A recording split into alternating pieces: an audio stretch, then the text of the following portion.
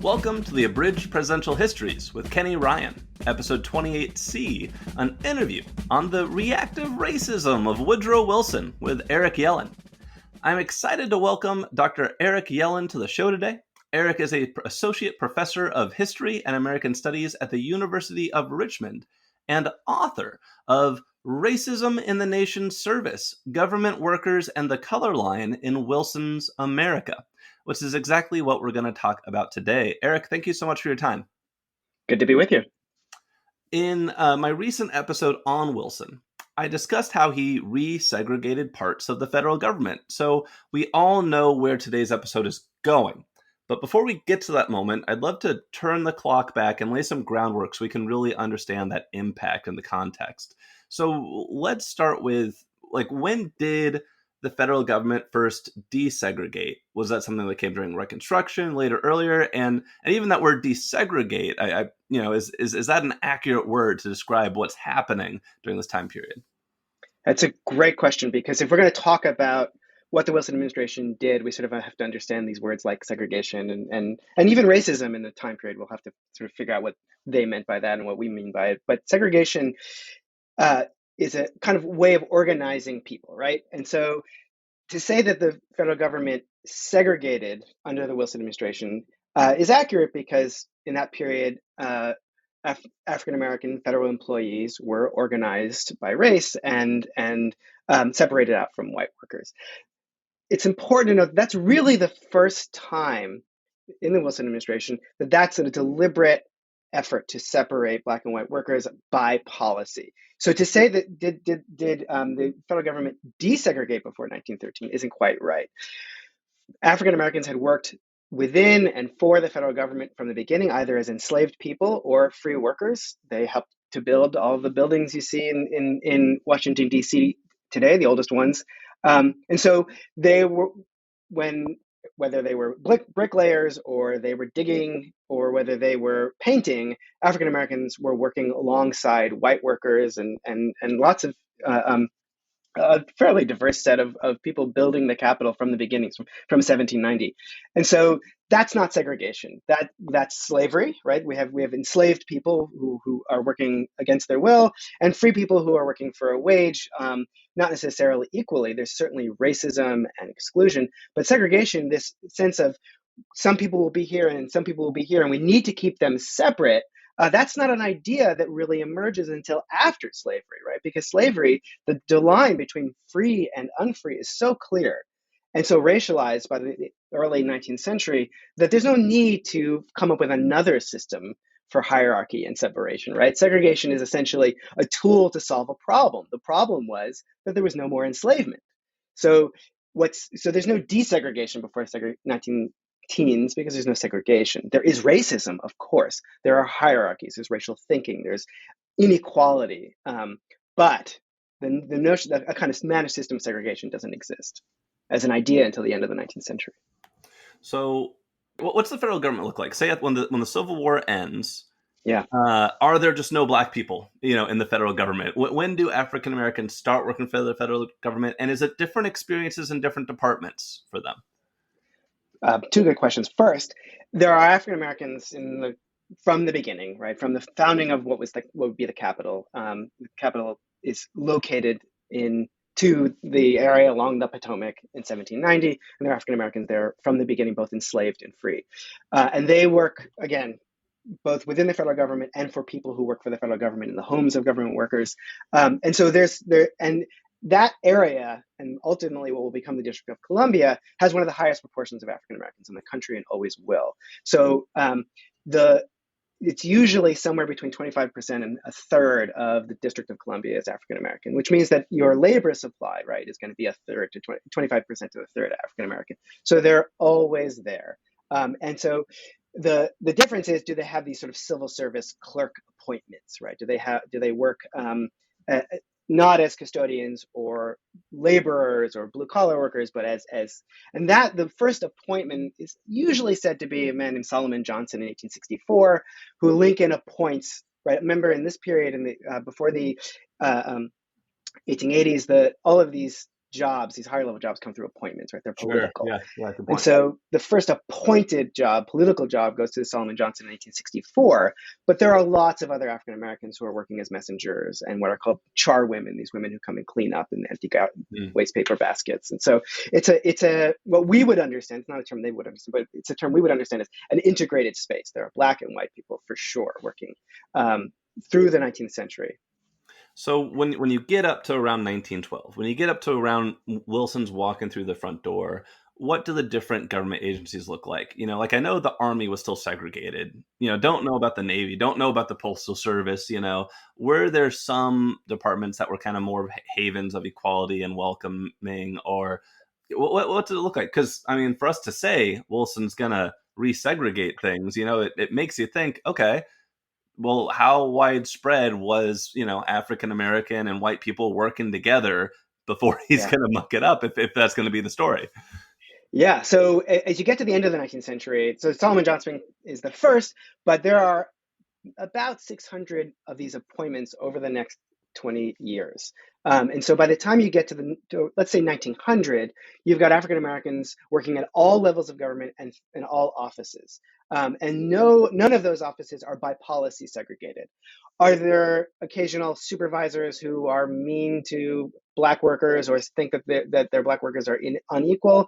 Sure. And so that we know there are scattered reports of people alleging discrimination through the civil service system. But on the whole, no, it's illegal. It's not. It's legal. There's no legality. There's no policy for Right. segregation Got it. in these offices. And so, and these are the reason that there are so many African Americans working in these offices because of Republican Party politics.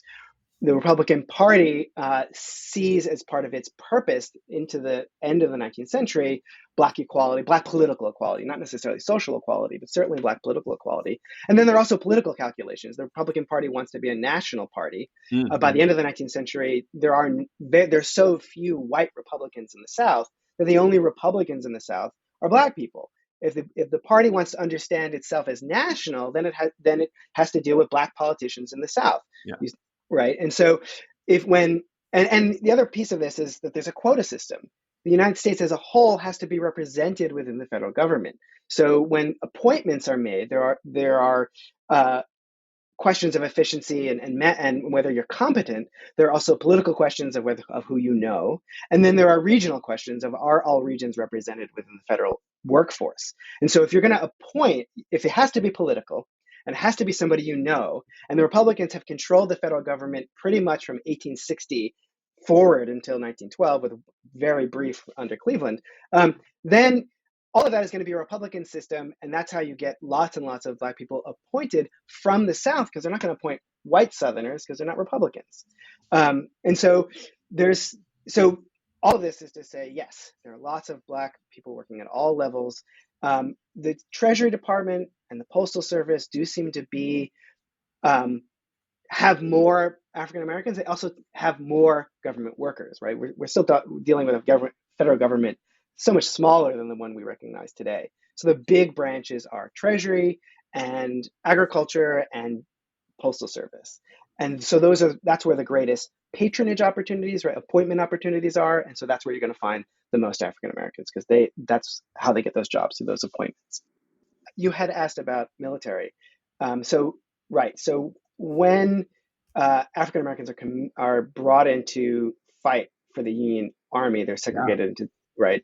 The Navy doesn't really exist at this point. The Navy will sort of be born in the 1890s with the war in Spain against Spain and in Cuba, and so that the Navy's hard to segregate. It's hard to segregate a ship, Yeah. right? I was definitely wondering about that. The Army, it's like we have a black unit over there.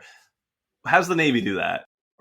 And they largely do it through which job you get. So black shipmen are more likely to be in the mess unit, right, working in the Uh, cafeteria yeah. or cleaning, right? So they're not spatially segregated, but they're segregated essentially by job. In terms of the Navy Department in Washington, D.C., the State War and Navy building is an unsegregated space by policy. African Americans work in all levels and in all offices there. And now I'm curious too. So this is roughly the state in Washington D.C. How did that compare to what private businesses and local governments were doing in other regions of the country? Like West, North, South. Was the federal government a leader or a follower in workforce desegregation? I know not the best word, but it's the word I got right now. Sure. So segregation, the rise of segregation is tied to industrialization because that's when you need to organize workers into tasks, right? Prior to industrialization, you're just talking about farm labor, Right. and farm labor is disparate and separated, and certainly there are tasks, and certainly there are racist overseers and all of that, but a kind of managed regimented segregation is really industrial. So as the South industrialized in the 1880s, you see a rise of systems of separation. Um, and it's not always spatial arrangements as much, it's more often job arrangements, who can have which jobs. So cotton mills in the South, African Americans cannot work in positions above janitor or sweeper, custodian. So they're not spatially segregated. Those black sweepers are walking by white workers all day long, but what they can't do is work on the machines. They can't rise up to management, right? And so that's a kind of Southern segregation within Southern industry, and that proliferates across the country. It Mm. just ultimately will depend on the employer, the supervisor. African Americans are primarily in the South until the 19 teens, when the first Great Migration occurs just before World War One. Cities like Chicago and Detroit, New York will get large influxes of Black Southerners. Many of them will experience segregation, what we would call de facto segregation, a segregation um, uh, of local orders and specific supervisors, not necessarily legal segregation, but throughout the country, this system of imagining that African Americans are really worthy of only a certain set of jobs. That's you can find everywhere by the turn of the 20th century, and that made the federal government in Washington D.C. actually kind of an island, because the federal government was not segregated, and because Washington D.C. was never segregated by law. The African Americans move. This is why the Black population in D.C. will rise substantially first during the Civil War as formerly enslaved people seek freedom. But then again, at the turn of the 20th century, as segregation sort of rakes across the country, DC is this magnet because you not only can you get a job there, but you can live there. You can send your kids to school there. There's a segregated school system, but the Black system has a lot of power and a lot of money relative to school systems elsewhere in the country. So Yeah. it's a place of real opportunity. And then the federal government is not cannot segregate. There are movements to segregate it by legislation, and they're always quashed by Northern Republicans. Awesome. Awesome. Thank you for that context. Sure, And so let's talk more about Woodrow Wilson himself. sure. He's a guy who's born in Virginia and he grows up there during and after the Civil War. Do we have any sense of what pre-presidential Wilson thought of race in America? Does it come up in his career in universities? Does it come up in his political campaigns? Yeah, so my friends here in Virginia won't want me to tell you this, but he didn't grow up in Virginia. He's born here and he's gone by age two. He's really Oh, raised in Georgia and South Carolina because his family, his father's a Presbyterian minister. They moved south, thank you for and the correction. sure, and he'll experience a sort of what kind of his teenage coming awareness really in Columbia, South Carolina during Reconstruction.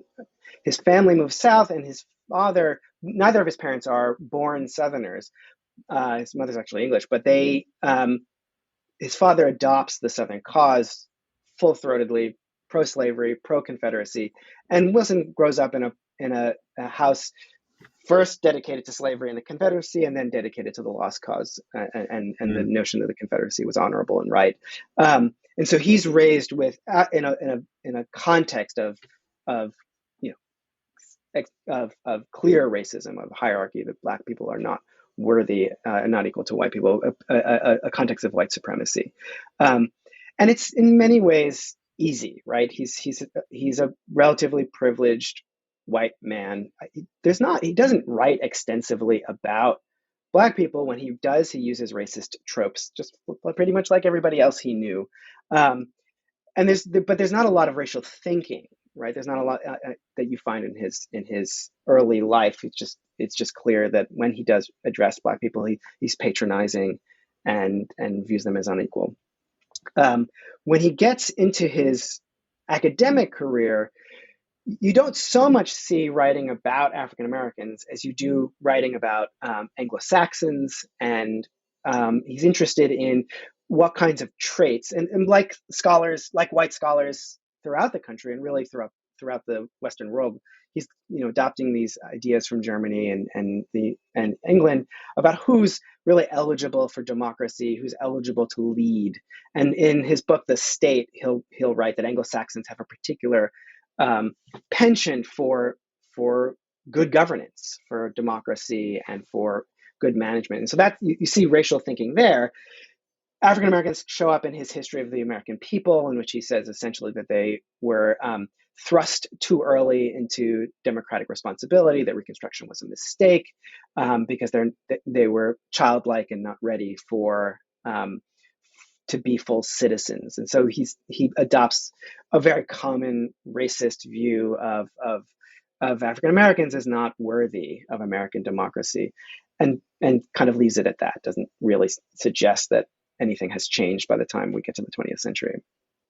And when he's running for president, does it come up? Does he try to court that Black vote? Does he Yeah. make any promises or change his tune at all, you know? Yeah, so the Democratic Party at this point is just replete with racial demagogues, right? People who are beating this white supremacist drum as a part of electoral politics. They're also just in southern states disfranchising not just African Americans but poor white people. We're talking about a kind of government system in which a very few white Democratic leaders are setting themselves up essentially as kings throughout the South. Wilson doesn't have to have anything to do with that because he's actually a New Jersey politician. So Right. when he runs for governor in 1910, it's not really a huge issue, and he doesn't really have to address it. He'll deal with he is responsible for ensuring that African Americans don't arrive at Princeton when he's president there. But beyond that, there's not a lot of again kind of racial thinking or dealing with African Americans. So he's kind of an unknown. And this is what will lead William Monroe Trotter and W.B. Du Bois and other Black leaders to sort of be curious about him when he's running. They're disappointed with the Republican Party because the Republican Party's racial egalitarianism has also started to fade by the Yeah. 19 teens. Taft Yeah. is not nearly as clear about egalitarianism as actually Theodore Roosevelt was, who certainly did not view Black people as equals, but did guarantee their political equality. So they approach directly Wilson, and he says that he plans to treat all Americans as equal Americans, Yeah. and that he will be the line is, "I'll be the president of all Americans." So Trotter and Du Bois, who really very much want to hear that and believe in a lot of the economic policies that the Yeah. Democratic Party, or that the progressive wing of the Democratic Party stood for, Yeah. that they're satisfied with that. And so Trotter and Du Bois and others will promote him. Du Bois and Trotter both say that they vote for him. And so that, to the extent that it comes up in the campaign, you know, Wilson says, "Yep, I'm fine. I view Black people as political equals." Taft has connections to the Black patronage system. So actually, most people think that most Black voters, people who can vote primarily in the North, Yeah. vote for Taft. Roosevelt is trying to reconstruct a party all on its own, and Right. one of the ways he'll do it is try to appeal to white Southerners who don't want to vote for the Democratic Party but can't stand the idea of voting for Lincoln's Republican Party, and so Ah, he'll try to pull into the Progressive Party white Southerners. So he embraces what are called lily whites, people who want to keep politics in the South white but don't want to be Democrats. And yeah. when he does that, Black Republicans just can't have anything to do with him, and so he doesn't. Roosevelt loses any support from Black politicians, and so it's primarily with a divided between Taft and Wilson, with the majority going to Taft.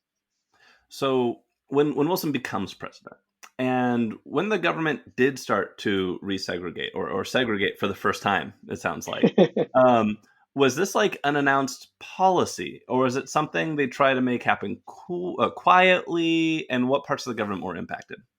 Yeah, it's not an announced policy, and it is absolutely done quietly. So it comes up first in a cabinet meeting. We know in Josephus Daniels, who's the Secretary of the Navy, who is an outright white supremacist. He participated in a coup to overthrow Black government leaders and politicians in Wilmington, North Carolina in 1898.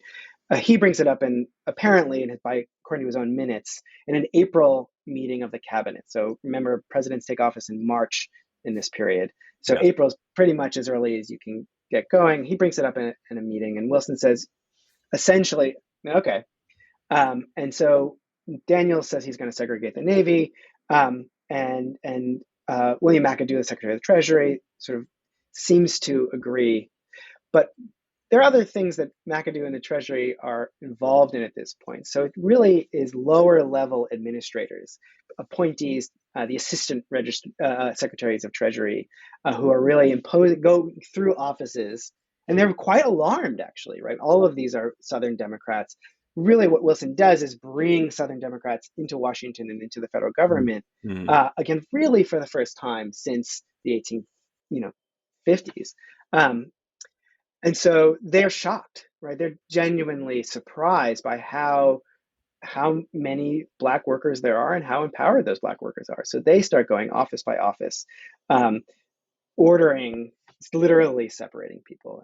John Skelton Williams, who's an assistant secretary of Treasury, changes the address policy in Treasury correspondence so that Black people are never addressed as sir or madam. Oh my God. They're literally, this will sort of get woven into government policy, but by these lower level bureaucrats.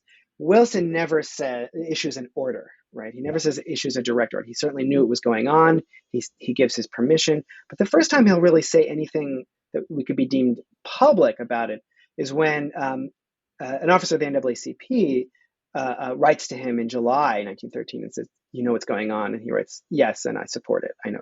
And so that's when we know that Wilson endorsed it. But I don't think there's any evidence that he was in control of it or sort of himself walking through these offices and ordering segregation. It's really his administration that's doing that. And there's two actually questions I want to ask as follow up. I'll start with, I've read some folks posit that the segregating of the government was done as a kind of a branch towards Southern politicians to get them to buy onto the progressive agenda. Like, hey, you vote for all this economic stuff we want to do that maybe you oppose, maybe you don't care about, and we'll segregate the government and you'll be happy because you're racist. What's your take on that argument? I think that certainly there's evidence that Wilson believed that there was only so far he could push Democratic Southern representatives in Congress on any matter, right? That he needed them for his economic program. But I think that description denies the reality of Southern progressivism, the belief among white Southern leaders that there was need for change, right? Need for progressive politics, need for example, a national economic policy that was fairer to poor people, fairer to farmers, the lowering of the tariff and income tax. We have this idea that a conservative on race is that conservatism on race is aligned with conservatism on economics, and that's just not true. Progressive politics in the South are shot through with what ideas that we would consider to be, in our own language, liberal, right? That they are, and what I mean by that is that the government should, impose on the economy to make things more fair or more well managed.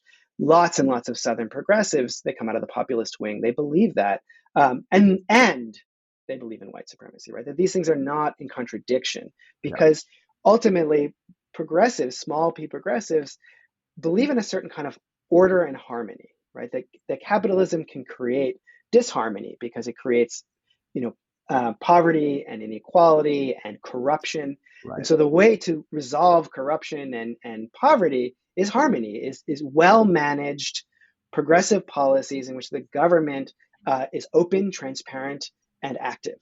And lots of white Southerners believed that. And one of the things that was disorderly or disharmonious at the end of the 19th century was race relations, in their opinion, right? Because African Americans seem to expect too much, have too much power. They don't want to go back to being enslaved. They don't necessarily want to work for oh no, they don't want to be slaves anymore. Right. Wow. And they don't want to work for essentially what are enslaved wages, right? So African Americans are organizing politically and economically. And that, to white Southerners, is disorder, right? And it gets figured as kind of illegitimate and corrupt. And so white progressives imagine that progressive politics can solve that. Segregation is a form of progressive politics because it's orderly and it will maintain Huh. harmony. You've a little bit blown my mind. So if you imagine that the problems are Yeah, notions of friction, right? That yeah, that the economy is friction, that politics are friction filled, and social relations are friction filled. How do you reduce the friction? Well, you create order, and if everybody's doing what they're supposed to do, there'll be less friction. Black people stepping out of their quote unquote place in right. white Southern society created friction according to these white supremacists, right? And Yeah, so if we create a system in which they know their place right. is at best, legally clear, but also socially clear, then we can reduce friction. And that's the progressive racist view that segregation is progress. I'm like thinking of I know what comes in like the 1960s. I'm like, yeah, you guys did not avoid friction. No, no, and in fact, the notion that there was friction, that black people themselves were creating this friction, is Right. also Right. Yeah, garbage, right? The yeah, yeah, problem is that white people couldn't deal with black empowerment, and yeah, so that's where the friction comes from. But yeah. how do you deal with that if you can't, if it's no longer legal to kill with impunity or no longer Right. legal to enslave? Yeah, Well, here's an orderly, rationalized system that ultimately in 1896, right, will get Supreme Court uh, yeah, uh, um, uh, favor in the yeah. Plessy v. Ferguson decision. Yeah, yeah. Okay, so the other question I want to follow up from the segregating of the government that's happening is how did the minorities react to that development? Especially you mentioned Du Bois and Trotter. Like, how are these people responding to this?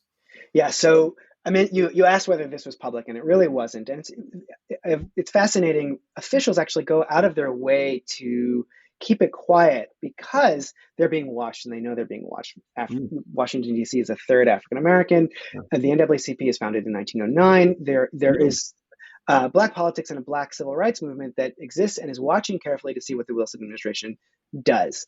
So the first thing that happens is black federal workers start reporting out to the NAACP and other civil rights activists, white and black, what's happening, because it's a massive change, right? These are folks who may have been appointed 20 years ago, have had promotions, they make a fair amount of money. I mean, not a lot of money, but they make middle class wages. They're sending their children to college. They own their homes, and suddenly this not just spatial segregation, but their careers are being cut off. Right? They're not being promoted anymore. Some of them are being demoted. They're losing jobs. They're losing wages. So that news has to filter out because it's not a publicly stated policy on the Wilson administration's part. And so they start filtering that out to the first and primarily to the NAACP. And this becomes the NAACP's first kind of nationwide movement.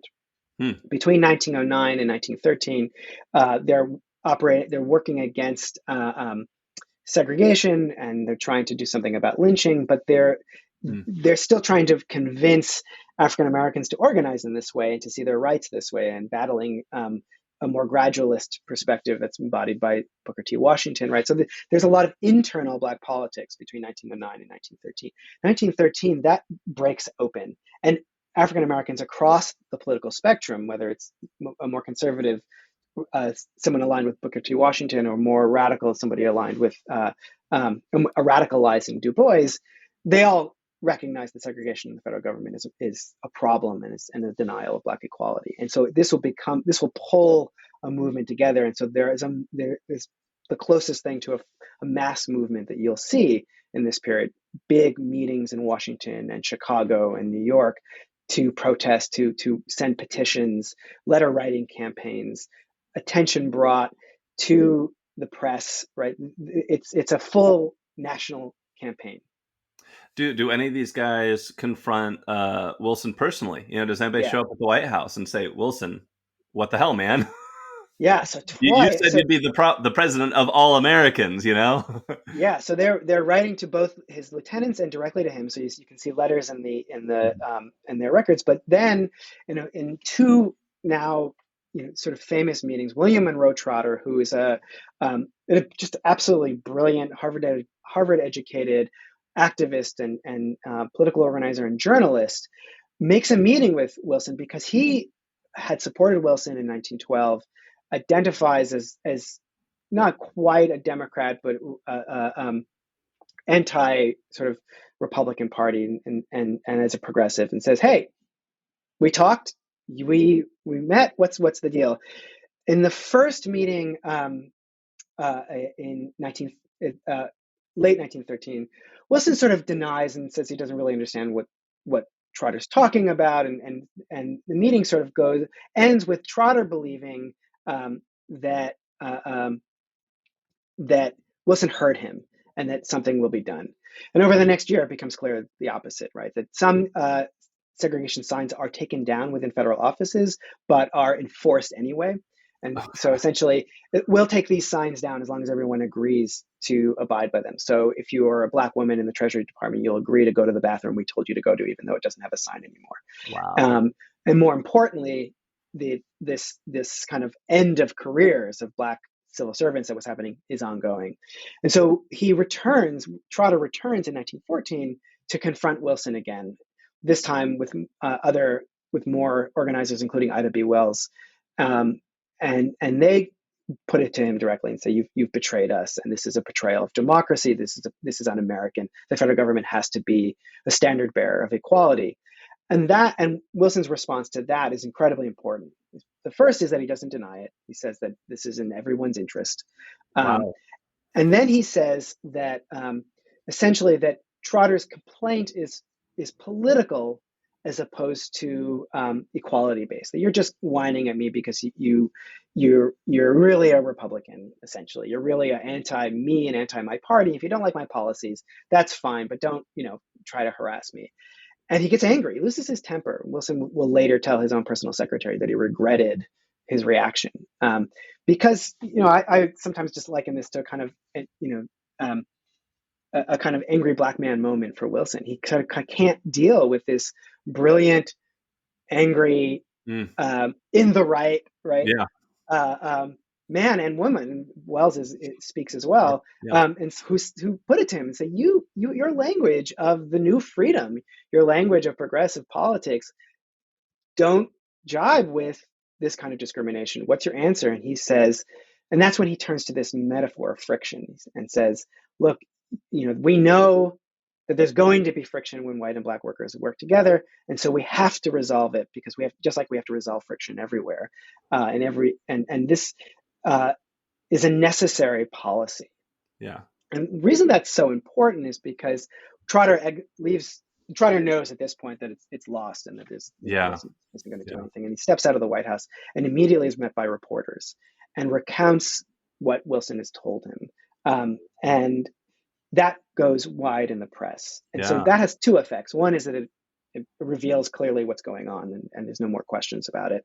But the second thing it does is Wilson's justification also goes sort of what we would call viral, which is that this is necessary, that this is what good government looks like, this is what good management looks like. And that's incredibly important. Wilson has all kinds of credibility on what is good government, because his whole career was as a government reformer. His scholarship, his earliest scholarship, is on public administration, on management of government.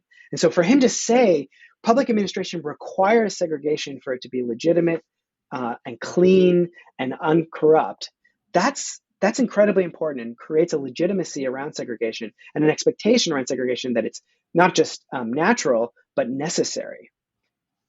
Timeline wise, did this just happen during the start of Wilson's administration, or are like the Wilson years, these 8 years, is it just like a slow spreading creep of segregation and a rollback of minority employment across the federal government?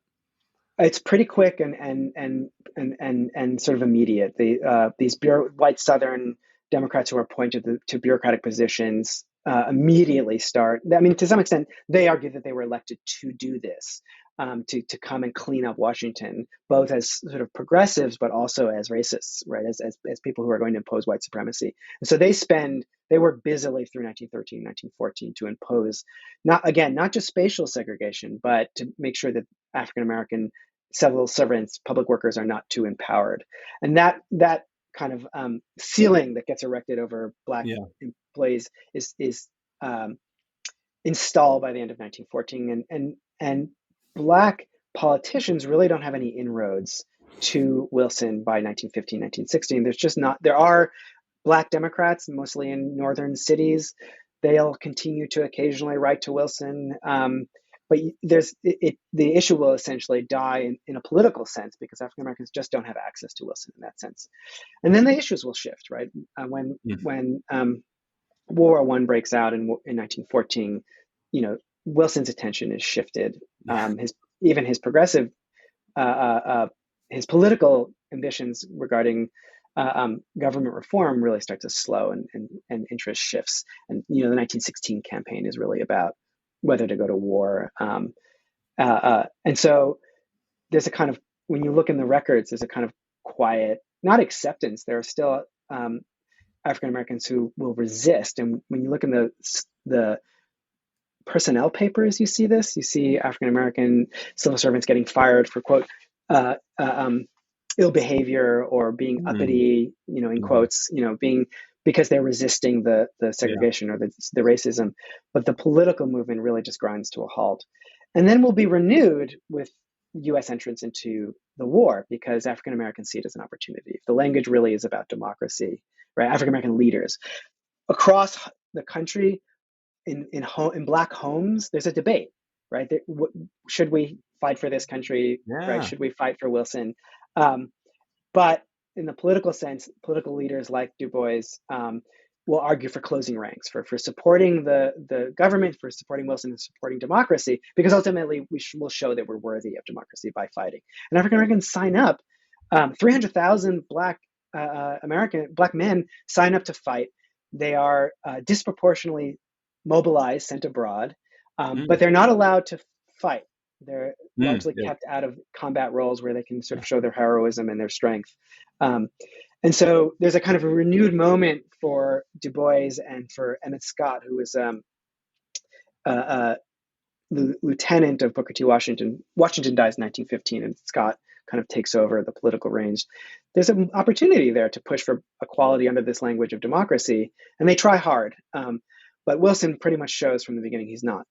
Right. He's not going to go along. The highest ranking Black soldier is a man named Charles Young, and Scott and Du Bois push for Young to be commissioned to get to have a battalion under him, and Wilson refuses. And it's clear that not only will the military be segregated, but African Americans will be denied sort of key roles within the military. And so there's a couple of moments, but ultimately, again, not acceptance, but a move toward resistance of just trying to figure out how to operate in this system that's really total, right? There's Yeah. not a lot of power that Black Americans in federal government have at this point. You mentioned that this was something that's really implemented by the Southern Democrats, put in positions.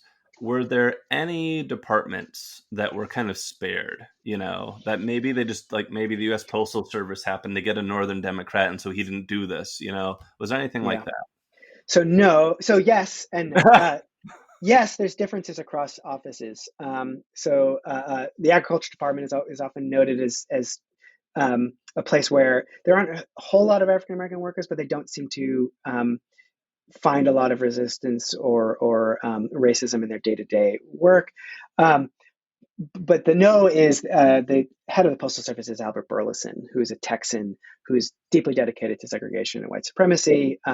And he will not only impose segregation within post offices, which not only is in DC, but national, right? But he'll also ensure that Black postmasters are lose their commissions, lose their postmasterships, and Black people are not appointed to those positions. And so it's certainly the post office is sees the segregation as much as any other place, but certainly it's a very because it's not a declared policy, Right. because Congress never passes a law that says the federal Right. government must be segregated. It absolutely depends on specific supervisors, specific organizers of office workflow, right? Who's going to be sitting next to whom, who's going to get appointed. When a person comes to a federal appointment, the civil service rules require a rule of three. The supervisor has to be given three names based on civil service tests and competency, right? And they can choose among those three. In 1914, the federal government requires a photograph comes with your application, so it's easy for supervisors to know whether the applicant is Black. But even without photographs, you a degree from Howard University or Fisk University, what we would call today HBCUs, is enough to tell a supervisor whether the applicant is Black or white. And so the rule of three becomes a way for Black workers to not be appointed to positions, even though they deserve them. When the government starts rolling back and then starts segregating, I should say, not rolling back, is there a national impact, especially when the word gets out and especially when it does hit the press that this is a policy? Do local governments, anywhere where maybe you were starting to see progress, where people were starting to catch up with the government, does the clock get dialed back? Because you mentioned, Wilson was seen as this authority. Yeah. So the federal government by 1912 is an outlier. Segregation has moved into private and local governments around the country. So there's not a lot to change, but federal policy changes. So it'll change when these post offices, it will change in Treasury departments. Largely, these are left to what Taft actually called local sensibilities. So if the local office in Los Angeles doesn't want to segregate, nobody's going to enforce it. If they do in Alabama, nobody's going to deny it, even though there's no federal law endorsing segregation in federal offices. And so it becomes highly localized. But because of a high tide of racism in this era, you see this segregation and this denial of promotions throughout the country. The part that sort of goes national from what the Wilson administration did is this justification. And the way we know that is that Wilson's language of necessity and of good management comes back even after the Democrats leave office. And so Republicans in the 1920s start talking when they're asked, why is the federal government still segregated? Wasn't this a Southern Democrat, policy? Wasn't this really Wilson? Why are Black workers in the Coolidge administration still segregated? The answer is efficiency.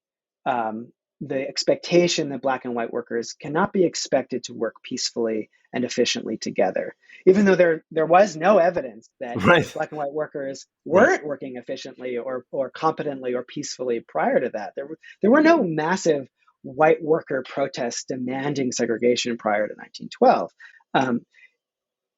The Wilson administration imposes it and then imposes the justification for it that sort of people who would consider themselves to be progressives or non-racist can then adopt, right? Coolidge didn't think of himself as a progressive, but he did think of himself as non-racist. He had a Black friend at Amherst. He made He some had a Black Black appointments.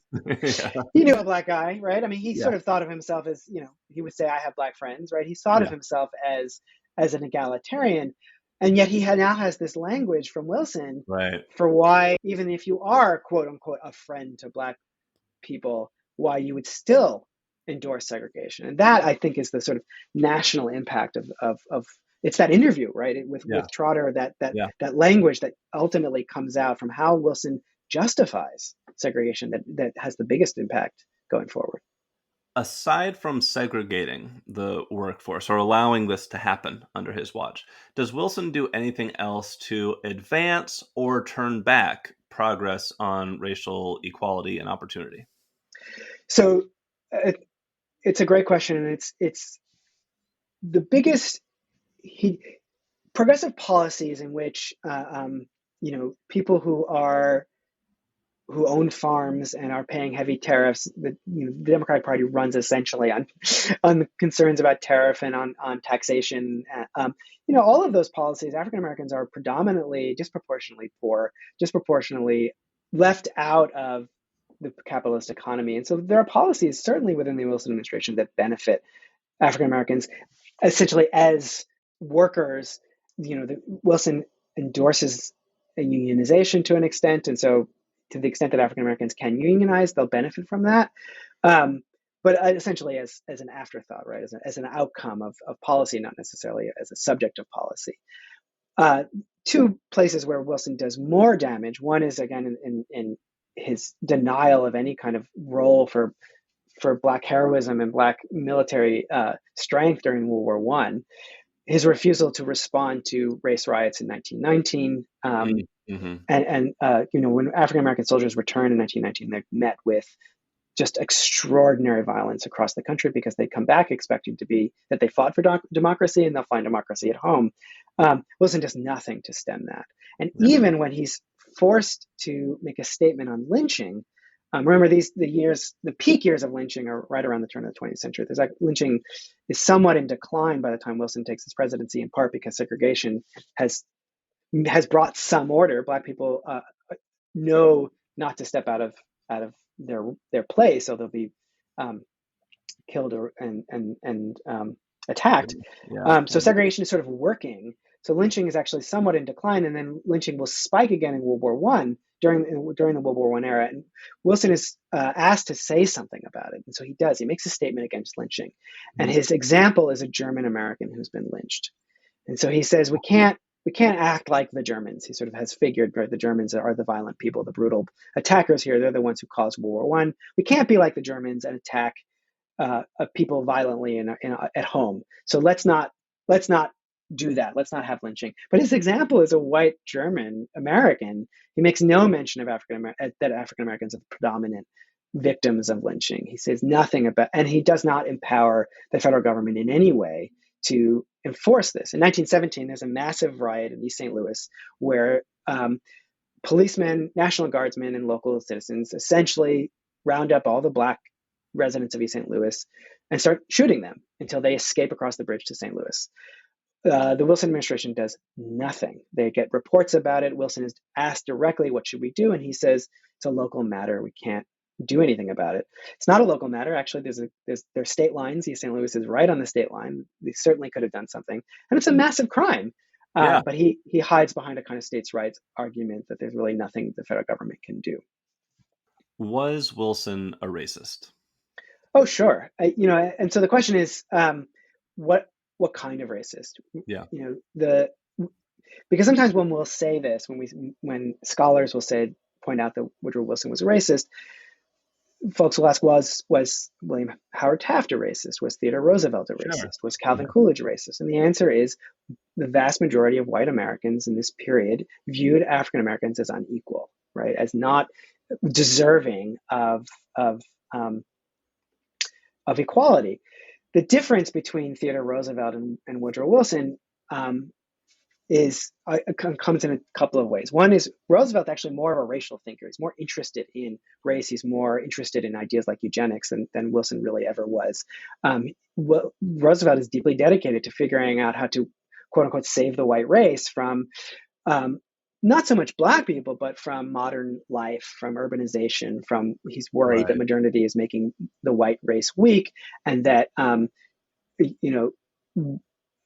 amalgamation, that is different kinds of white people interbreeding, right? These crazy words are reducing the power of the Anglo-Saxon white man, right? Wilson, like other scholars and white scholars in this period, buys into that. He supports it. He talks to Edward Ross, who's one of the early sociologists who argues that amalgamation is the great threat to the white race. But he doesn't spend a whole lot of time thinking about it, in part because he's a New Jersey politician. He doesn't really have to. And in part because he doesn't seem particularly interested in it. The difference is that he has no political connections to Black people. He has no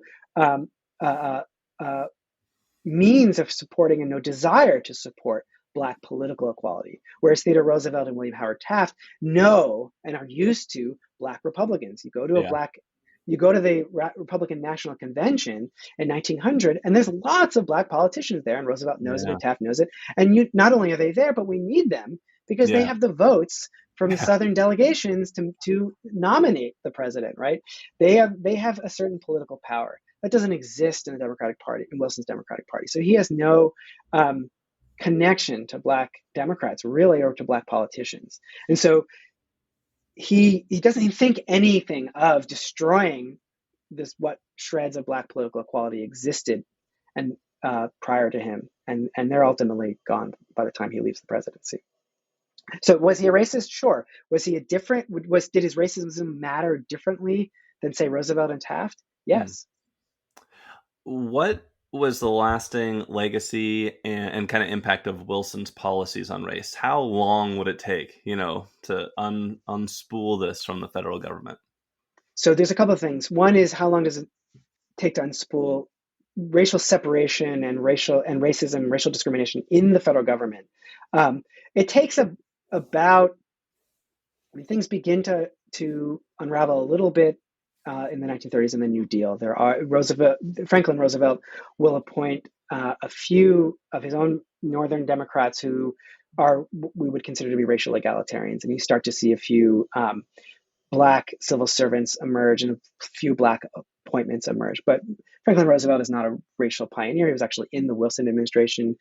He's in the Naval Department and endorses segregation at the time. And so there's not a huge change, but there is a change in politics because of the Second Great Migration. There are more and more Black Democrats in northern cities, and they have political power, and they have a certain amount of political power, and that gives them access to political appointments, right, and patronage, and a place within the Democratic Party. And so increasingly, there are Black politicians who can put pressure on Roosevelt and Truman for a place in the federal government. And so that really begins to kind of unravel in the 1940s, and then of course Truman will desegregate the armed services in 1948.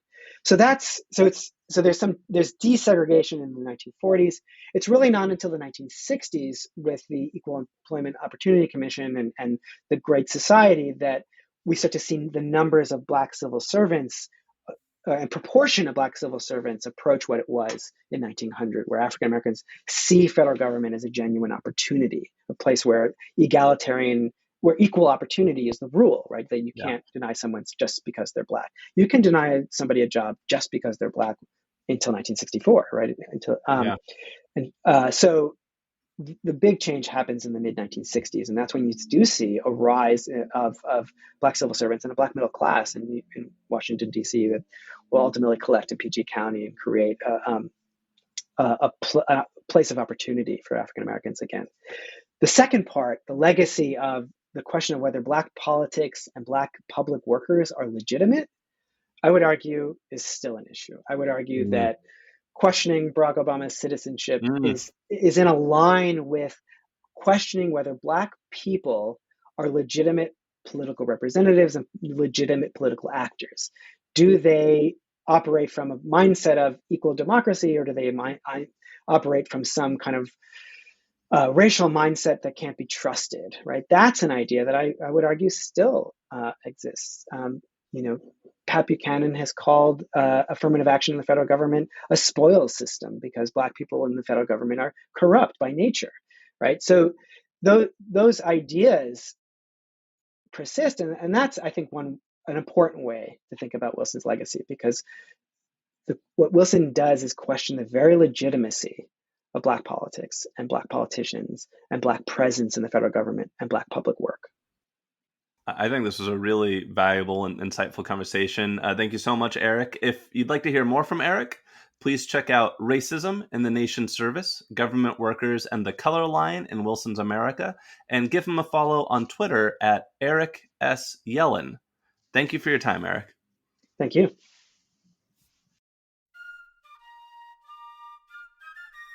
Thank you for listening to today's episode of Abridged Presidential Histories. Do you have friends who like history? Friends who like podcasts? Encourage them to give the show a listen. It jazzes me up to see how many folks want to listen to these stories from history. People can also follow the show on Facebook at Abridged Presidential Histories or on Twitter at APH Podcast.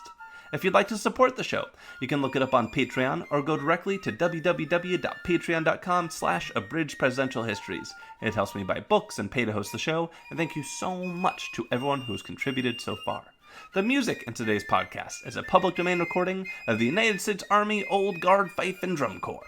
In our next episode, I'll talk to Professor Thomas Knock, author of To End All Wars, Woodrow Wilson and the Quest for a New World Order, about Wilson's reasons for staying out of World War I, his reasons for entering World War I, and the New World Order he hoped to forge when it ended. That's next time on Abridged Presidential Histories.